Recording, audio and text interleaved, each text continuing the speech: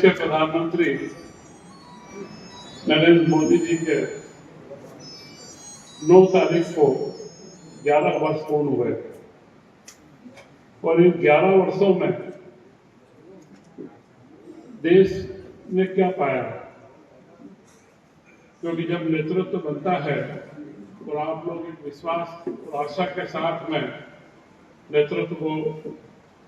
आशीर्वाद देते हैं तो उसका हिसाब किताब में रखना यह हम राजनेताओं का दायित्व है। और आज उसी के लिए 11 सालों में आपके विश्वास पर नरेंद्र मोदी की सरकार कितनी खरी उतरी, उसके विभिन्न पहलुओं पर हम लोग के बीच उपस्थित हुए हैं। आज के इस कार्यक्रम में हमारे बीच उपस्थित हमारे जिलाध्यक्ष, जिन्होंने आपको सुरक्षित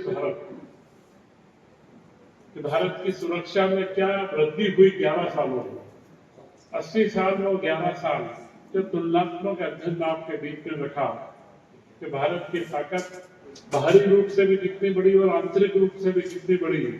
और उसी के साथ में हमारे आपके अपने इस क्षेत्र के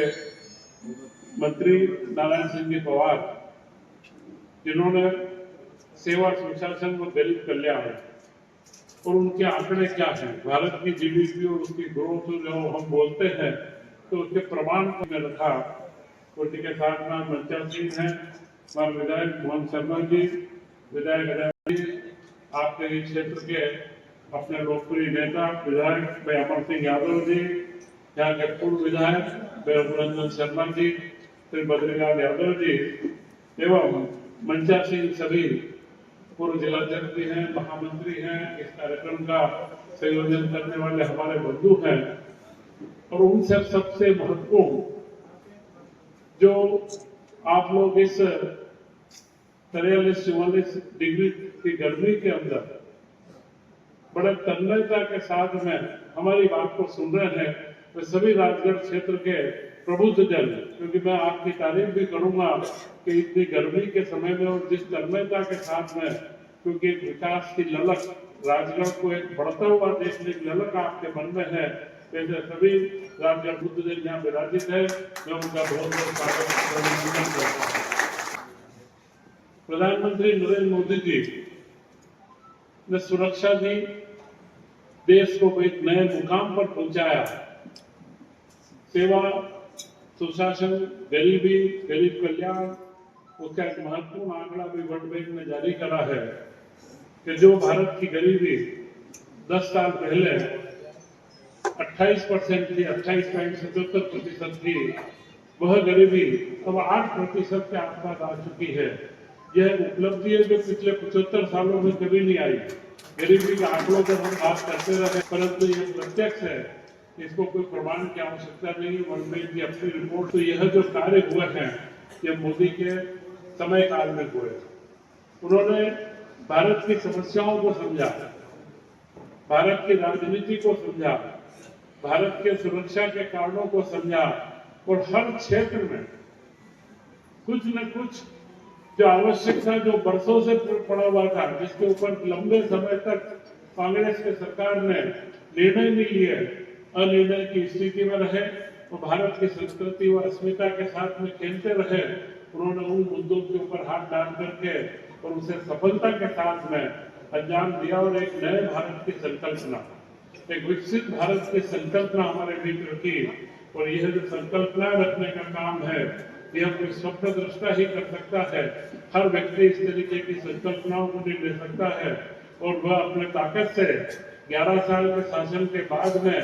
लोग मुंह छुपाने की कोशिश करते हैं, परंतु आज भारतीय जनता पार्टी ने आपको जो नेतृत्व किया था, आज हम उस ताकत के साथ में आपके बीच में खड़े हैं। तो जो विश्वास आपने दिलाया है लोगों को, हमने हमारे नेतृत्व से उस पर खरा उतरने का प्रयास करा है। इसके साथ ही उन्होंने भारत के लिए अगला रोड मैप खींचा, एक स्वप्न देखा कि अगला भारत कैसा हो, क्योंकि स्वप्न देखना, नारे देना, दोनों में बड़ा अंतर होता है। 1971 में इंदिरा गांधी ने चुनाव में एक नारा दिया था, गरीबी हटाओ, सिर्फ नारा था, गरीबी हटाओ का कोई प्रोग्राम नहीं था। प्रोग्राम तो सिर्फ आपातकाल आया 75 में, और एक विश्वसूत्री कार्यक्रम लाया कि जिसके अंदर जनता के बीच में एक माहौल तनावपूर्ण बना रहे। कोई ऐसा विकसित कार्यक्रम नहीं था, परंतु मोदी जी ने पिछले 11 साल के अंदर जो आधारशिला रखी है कि जिससे भारत के अगला हमारा युवा का भविष्य सुरक्षित कैसे हो, दुनिया के अंदर वह एक गौरव के साथ में कैसे खड़ा हो, उसकी पूरी की पूरी संकल्पना उन्होंने करी और हमारे बीच में, और उन्होंने स्पष्ट घोषणा करी है कि जो 75वां वर्ष आजादी का हमने मनाया और 2047 में जब हम आजादी की शताब्दी मनाएंगे तो यह जो 25 साल का वर्ष है,